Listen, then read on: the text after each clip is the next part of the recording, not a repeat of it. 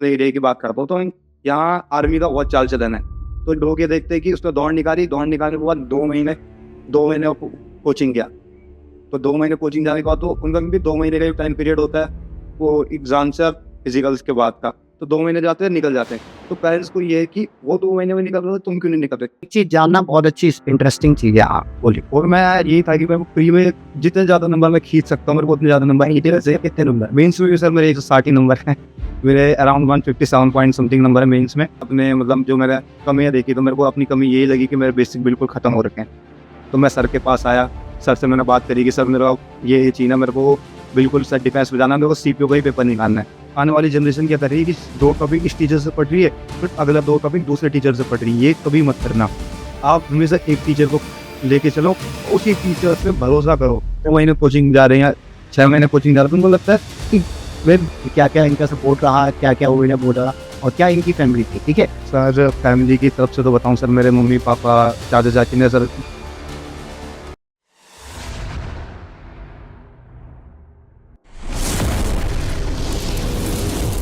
नमस्कार बच्चों, आप सभी का स्वागत है हमारे YouTube चैनल में जिसका नाम है अतुल्य पाठशाला। और मेरा नाम है अतुल। पिछले 12-13 साल से मैं यहाँ पर एसएससी और बैंकिंग की कोचिंग देता हूँ बेटा। आज जो है हम यहाँ पर आपको मिलाने वाले एक ऐसे व्यक्ति से जिसका अभी एसएससी सीपीओ का एग्जाम क्लियर हुआ है और बेटा उसकी जो रैंक आई है वो है 1700 कुछ। ठीक है, अब अगर हम बात करें तो हम कई बार हम देखते हैं कि बात चल रही होती है AIR 1 की, 2 की और 3 की, और उन्हीं के बीच में तनाव चल रहा होता है। ठीक है, और भी बच्चे हैं दुनिया में, और भी बच्चे सेलेक्ट हुए। आप देखोगे कि 5000 बच्चों में से सिर्फ उन 3 की बात कही, बाकी किसी की बात जो है आगे बढ़ी नहीं। ठीक है, आज हम जानते हैं कैसे एक छोटे शहर से, कोटद्वार शहर से हमने यहाँ पर एक बच्चा निकाला है और उसकी जर्नी जानते हैं, उसके बारे में जानते हैं कि उसने कैसे एग्जाम को क्रैक किया। चलो बच्चों, इस सेशन को हम बहुत लंबा नहीं खींचेंगे पर बहुत इंटरेस्टिंग बनाएंगे आपके लिए। आगे इस सेशन में जो है हम जानेंगे जो पवन बिष्ट है उनकी जर्नी क्या क्या रही है। ठीक है, चलो स्टार्ट करते हैं। हाँ जी पवन सर, पहले तो आपको congratulation. Thank you so much sir. Sir जैसे मैं बताना चाहूँगा अपने बारे में, बेसिकली मैं उत्तराखंड से हूँ। तो उत्तराखंड में हमारा बचपन से सपना होता है कि हमें सर फौज में जाना है। सर आफ्टर 12th जैसे मैंने स्टार्ट किया ये डिफेंस लाइन में जाने का, तो मैंने एयरफोर्स के अटेम्प्ट दिए।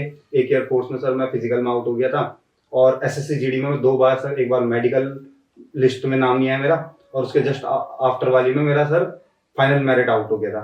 तो ये इसलिए हुआ कि सर मेरे बेसिक कंप्लीट नहीं थे। मैं क्या करता था, ऑनलाइन 2-4 वीडियो देख ली, थोड़ा प्रैक्टिस सेट लगा लिया, टेक्स्ट बुक में मॉक दे दिए, बस यही चलता रहता था। ये रूटीन था, जो चीज़ नहीं है उसको सीखना है और अपना जो डेली रूटीन था वही, कि ज़्यादा बेसिक कभी कंप्लीट बेसिक किया ही नहीं। इस चक्कर में हर बार क्या होता था कि फाइनल मेरिट आउट, कुछ ना कुछ 1-2 नंबर 3-4 नंबर से रह जाता था। उसके बाद मैंने एसएससी सीपीओ का एक बार अटेम्प्ट दिया, तो उस बार भी मेरे क्या 2022 वाला अटेम्प्ट था मेरा पहला सीपीओ का, तो कट ऑफ से मेरे जस्ट 7 या 8 नंबर ज्यादा थे। उस टाइम में मैं फिजिकल में आउट हो गया था। उस टाइम मेरे को वो थोड़ा बुखार वगैरह आ गया था बहुत तगड़ा वाला, तो उसमें फिजिकल में आउट हो गया था। 2023 वाले अटेम्प्ट में मेरा पेपर नहीं निकला, प्री क्वालिफाइंग हो। देन आफ्टर अब 2024 का जो अटेम्प्ट था वो मेरा फाइनल अटेम्प्ट था। 2024 में बिल्कुल डू एंड डाई सिचुएशन हो रही थी मेरे लिए कि इस बार करना है तो करना है। देन सर मैं आपसे जुड़ा 2023 लास्ट में, मैं आपके पास कोचिंग आया क्योंकि 2000 बोल रहे थे 2024 की जो एग्जाम होगा अप्रैल मई में हो जाएगा। तो मैंने बोला इस, फिर मैं अपने मतलब जो मैंने कमियां देखी तो मेरे को अपनी कमी यही लगी कि मेरे बेसिक बिल्कुल खत्म हो रखे हैं। तो मैं सर के पास आया, सर से मैंने बात करी कि सर मेरा ये चीज है, मेरे को बिल्कुल सर डिफेंस में जाना, मेरे को सीपीओ का ही पेपर निकालना है। सीपीओ, क्योंकि सीपीओ एक ऐसी जॉब है जिसमें आप डिफेंस में भी हो और थोड़ा अच्छी पोस्ट में भी हो, तो आप मतलब थोड़ा ठीक पोस्ट में भी चल जाते हो। फिर मैं डेली सर से टारगेट्स लेके चलता था कि सर आज मेरे को 50 को सर मेरे को डेली टारगेट देते थे कि मैथ्स में इतना करके ले आना। और सर इंग्लिश के टीचर ना होने के बावजूद भी सर से मैं इंग्लिश के टारगेट्स भी लेता था और सर मेरे को इंग्लिश में भी बहुत गाइड करते थे। जैसे मैं सीपीओ जब मैंने देना सोचा था कि मेरा इंग्लिश बिल्कुल खत्म था, तो मैंने सर से ये बात सबसे पहले रख दी थी कि सर मेरे को प्री में जितना मैक्सिमम स्कोर आ सकता है मेरे को उतना खींचना है, क्योंकि मेरे मेंस में ज्यादा से ज्यादा मैं 150 खींच पाऊंगा, मेरा इतना ही था। क्योंकि मैं मेंस के मॉक मैंने पहले भी लगाए थे सीपीओ के 2022 के एंड में, तो मेरा हार्डली 110-120 नंबर आते थे मेंस के मॉक में, जहां लड़कों के 170-80 आते हैं। तो इतनी इंग्लिश वीक थी मेरी। तो बच्चों पता है होता क्या है, अभी जैसे कई तो सोचते हैं कि यार हम ना उनमें से नहीं है, उन लोगों से नहीं है कि किसी को खरीद के हमने यहाँ पर बैठा रखा हो। पहली बात तो हमारा ही जो है ऑफलाइन सेंटर है, जो ऑफलाइन सेंटर है वहाँ का ही बच्चा है, ठीक है। ये ऑनलाइन वाला बच्चा नहीं है कि जिसको हमने बैठाया हो और बुलाया हो। इसको पर्सनली मैं जानता हूँ और पर्सनली मैंने इसे टारगेट्स दिए, ठीक है। कभी भी एक चीज़ याद रखना, चाहे आप ऑनलाइन पढ़ रहे हो चाहे आप ऑफलाइन पढ़ रहे हो, सबसे पहले आप अपने बेसिक ठीक करो, क्योंकि आपका मॉक ना तो टेक्स्ट बुक बनाता है ना ही कोई एप्लीकेशन बनाती है। आप उसके हिसाब से चलते हो कि चलो जो टेस्ट में आ रहा है उस हिसाब से हम यहाँ पर पढ़ते हैं, और वो सिर्फ वो वही पढ़ पाते हैं जो टेस्ट में होता है, उसके अलावा कुछ नहीं पढ़ पाते, ठीक है। तो होता क्या है बच्चों कि ना आप यहाँ पर ना पहले अपने आप को ना एक चीज में डरने में डालो कि भाई साहब पहले बेसिक सही करना है। जब तक बेसिक ठीक नहीं होगा तब तक आप, बेसिक का मतलब वो नहीं होता कि -2 क्या होगा। बेसिक का मतलब बेसिक में बहुत सारी चीजें आती है। आपको पहले बेसिक बैच जो है पढ़ना ही पड़ेगा, ठीक है। चाहे आप ऑनलाइन पढ़ो चाहे आप ऑफलाइन पढ़ो, ठीक है।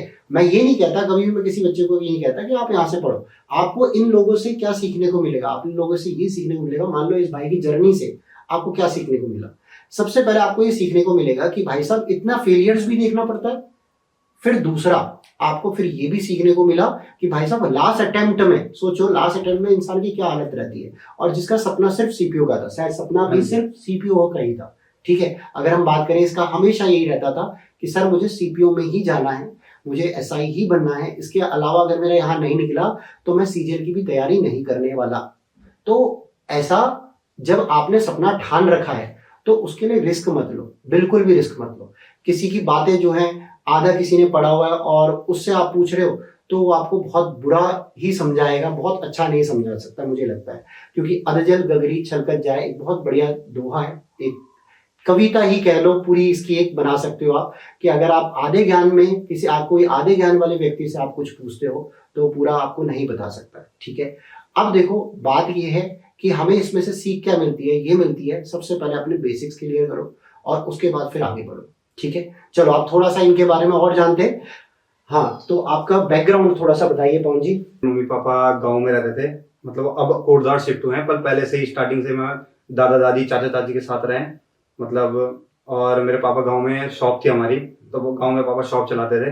अब गांव में लोग कम हो गए तो धीरे धीरे पलायन हो रहा है, तो पापा जब कोटद्वार में है, कोटद्वार में पापा का छोटा हाथी है। तो ऐसा एकदम वो फाइनेंशियल बैकग्राउंड मेरा बहुत अच्छा नहीं है कि मैं बिल्कुल वो करूँ, ये किताबें खरीद पाऊँ, वो कोर्स ले लूँ। बस बिल्कुल बेसिक नीड्स ही हमारी बेसिक से चलते थे। तो बच्चों बात ऐसी है कि ऐसे कई व्यक्ति होते हैं, जरूरी नहीं हम सिर्फ 1 रैंक 2 और रैंक 3 वालों को दिखाएं। 5000 बच्चे हैं जितने भी सिलेक्ट हुए, 5000 100 200 जितने भी हुए, सबकी अपनी मेहनत रही है, ठीक है। सबने अपना सब कुछ किया है। आप जो है, आप जिस तरह से आप तैयारी में लगे हुए वैसे ही लगे रहे, पर साथ के साथ कुछ चीजें और सीखिए। जैसे अब बात करते हैं इस बच्चे से और भी जानते हैं, थोड़ा सा मॉक के बारे में जानते हैं। मॉक एक बहुत बड़ा रोल प्ले करता है इसमें। मैं इसको एक टास्क नहीं कर सकता, मॉक बहुत जरूरी होते हैं। टीचर का पढ़ाया हुआ सिर्फ तब तक वो समेटा जा सकता है, जब भी वो बच्चा समेट सकता है जब वो टेस्ट दे रहा है। अगर वो टेस्ट नहीं दे रहा है तो समेट नहीं सकता, ये मान के चले आप, ठीक है। तो आप जरा जानते हैं मॉक कैसे दिए, कहाँ से दिए और उसको कैसे कैसे करा। चलो, मॉक मैंने 2-3 ऐपों से दिए थे। एक तो टेक्स्ट बुक हो गया, एक ग्रेड अप था, ऐसे एक रानी मैम का, जो मेंस के लिए तो रानी मैम का एक अपना ऐप था, एक इंग्लिश माध्यम करके एक ऐप था। तो उसमें मैं 3-4 प्लेटफॉर्म थे जिसमें मॉक दिया करता था। और मेरा बेस हमेशा से ये था कि मॉक स्टार्टिंग में कभी भी नहीं देना है। यह था कि जैसे एग्जाम के लिए ओनली जब 1 महीना या 2 महीने बचे तो उसके बाद अपने ओनली रिविजन करना है, नई चीज कुछ नहीं पढ़नी है, डेली मॉक लगाने हैं। डेली मॉक लगाओ और देन मॉक लगाने के बाद ये नहीं कि मैंने स्कोर देख लिया और वो खत्म नहीं, जितने क्वेश्चन नहीं आए उनको एनालाइज करना है। एनालाइज कैसे करता था मैं कि जैसे मेरे मैथ्स में मेरे को 4-5 जो क्वेश्चन थे वो नहीं आए, तो मैं उन क्वेश्चनों को एक व्हाइट पेपर की मैंने शीट्स बना रखी थी, तो उसमें लिखता था उस क्वेश्चन को और हर 3 दिन बाद उसको देखता था। जैसे मेरी इंग्लिश, मैं आप सभी को बताना चाहूंगा, मेरी इंग्लिश में इतना अच्छा वो नहीं पकड़नी थी, पर जितने आपके प्रीलिम्स को कितने नंबर थे? मेरे प्रीलिम्स में सर 160 नंबर आए हैं 200 में से, वो भी मैथ्स। एक चीज जानना बहुत अच्छी इंटरेस्टिंग चीज है। हाँ बोलिए। वो मैं यही था कि मेरे को प्री में जितने ज्यादा नंबर मैं खींच सकता हूँ, मेरे को उतने ज्यादा नंबर खींचने थे। कितने नंबर? मेंस में भी सर मेरे 160 ही नंबर है, मेरे अराउंड 157 पॉइंट समथिंग नंबर है मेंस में। वही था मेरा प्री में, मेरा टारगेट था कि मेरे को 150 से प्लस नंबर लाने। मेरे स्टार्टिंग में जब मैं सर से नहीं मिला था, जब मैं उस ज्वाइन करने से पहले मेरे मॉक में 120 अराउंड नंबर आते थे। और देन जब सर का मैंने कंप्लीट, उसके बाद मैंने मॉक देना बिल्कुल बंद कर दिया था, जब सर ने बोलते कि अब मॉक बिल्कुल भी नहीं देने।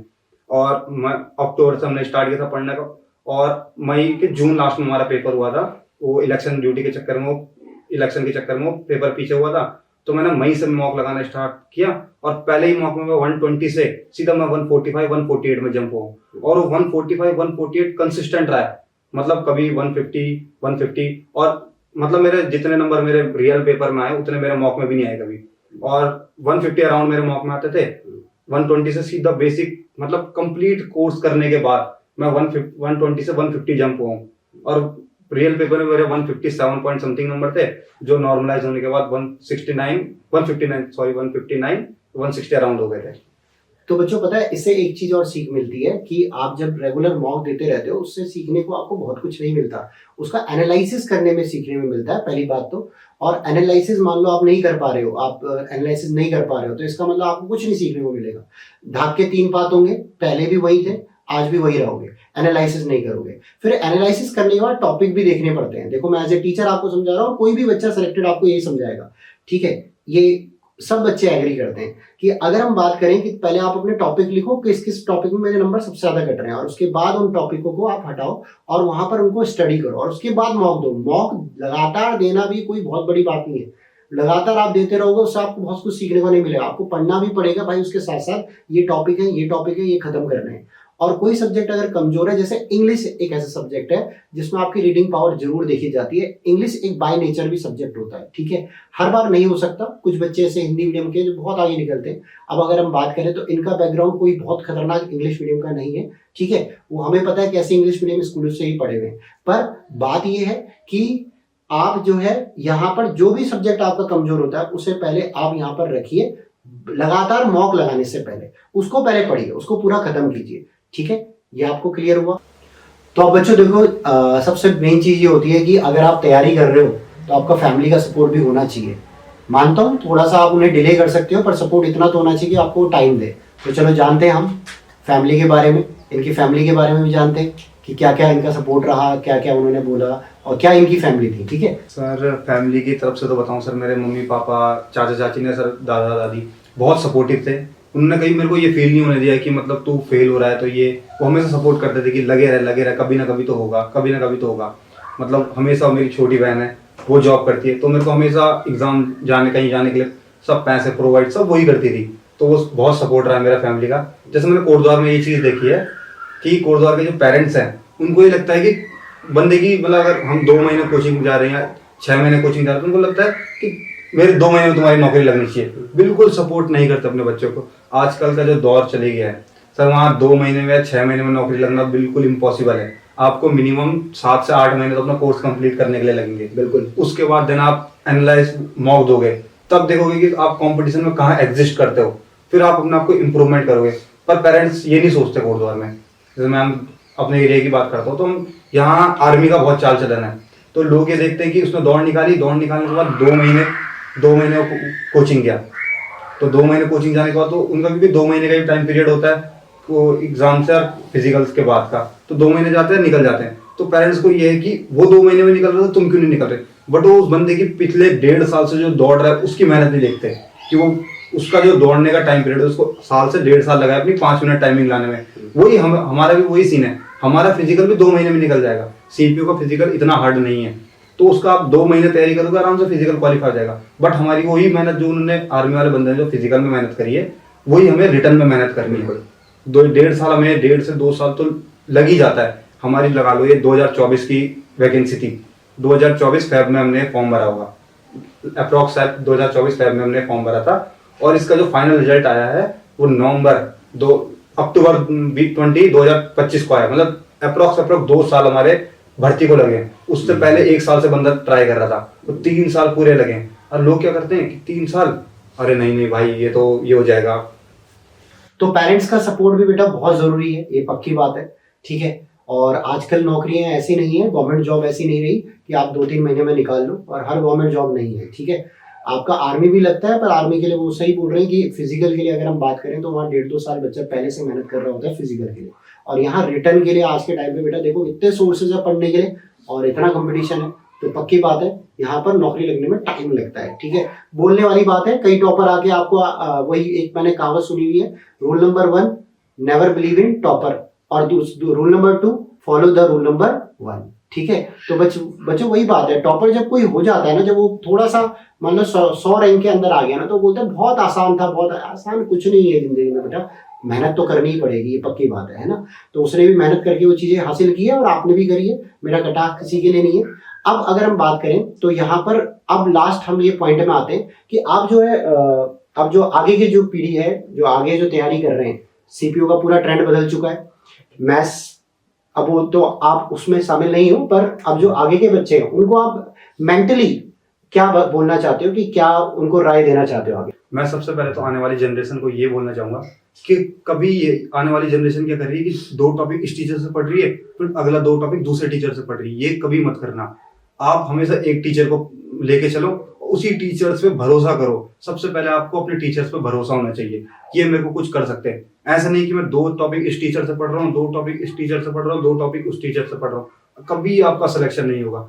एक टीचर को पकड़ो, उससे गाइडेंस लेते रहो, उसी को जैसा वो पढ़ा रहा है वही चीज फॉलो करते रहो। या कहीं पे वो आपको लग रहा है कि सर वो टीचर गलत है, तो उस टीचर को वो चीज समझाओ कि सर आप इससे आप ये मेथड अप्लाई कर सकते हो। बट ये नहीं कि आपने वो टीचर ही वो कर दिया, आप नए टीचर में चले गए, नहीं। एक ही टीचर की बात मानो। जैसे मैं मैथ्स के लिए सर से पढ़ा और जीके के लिए, कंप्लीट जीके के लिए मैम की एडवाइस लेता था, मैम के नोट्स हो गया और मैम से टारगेट्स लेता था, वो कंप्लीट करता था। मैं ऑनलाइन एक चीज ऑनलाइन से नहीं पढ़ी हुई है और बेसिक से आया हूँ। मतलब मेरे भी प्री में 160 नंबर थे और जो यहाँ पे टॉपर हुए उनके भी 165 अराउंड ही जो टॉपर है। बस ये है कि मेरी एनसीसी है और ना मेरे इंग्लिश इतनी अच्छी थी कि मैं मेंस में इतना अच्छा स्कोर कर सकूं। मेरे जिस दिन प्री का रिजल्ट आया था 160 नंबर थे, तो मैं एक चीज के लिए तो खुश हो गया, भगवान बस अब 150 नंबर लाने और नौकरी मिल जाएगी। और आए भी उतने, और आए भी मेरे 150 ही नंबर आए हैं। तो ये है कि आने वाली जनरेशन को कभी होप मत हारना, चाहे आपको पढ़ना पड़ेगा। हम भी रात भर पढ़ते थे, मतलब लाइब्रेरी बैठे रहते थे, तो आपको रात भर पढ़ना पड़ेगा। तो कभी अपने रिलेटिव्स की या किसी दोस्त के वो देख के कभी जलो मत, उनसे सीखो। मेन बात है कि नए जो बच्चे हैं उनसे सीखो कि तुम उनसे क्या सिखा के जा रहे हैं। और कभी भी होप मत हारना और कंटिन्यूअस प्रयास करते रहो। 1 नहीं, 2 नहीं, 3 नहीं, 4 साल के अंदर आपकी नौकरी लगेगी। अगर आप कंसिस्टेंटली पढ़ाई कर रहे हैं तो आपकी नौकरी लगेगी। ये मैंने भी पहले मैं भी यही बोलता था कि भाई किस्मत में नहीं है। जब 1-1, 2-2 नंबर से रहता था, किस्मत में नहीं है। अरे किस्मत है, वो तुम्हारे जब बेसिक ही अच्छे नहीं है, तुमने आधा अधूरा ज्ञान पढ़ा हो, तो कहाँ से नौकरी लगेगी। पहले अपना पूरा ज्ञान, पूरा कंप्लीट कोर्स करो, उसके बाद देखना अपने मॉक के स्कोर देखना। अपने एकदम पे ऐसा हाइक आएगा कि तुम उसको बिलीव भी नहीं कर पाओगे। तो बच्चों ये हमारा पूरा सेशन था। बस एक बात कह के खत्म करता हूँ, बुझी समा कभी भी जल सकती है, बुझी समा कभी भी जल सकती है, होकर मायूस ना अपने इरादे बदल, तेरी किस्मत कभी भी बदल सकती है। Bye. All the best Pavan, thank you so much sir, thank you future के लिए।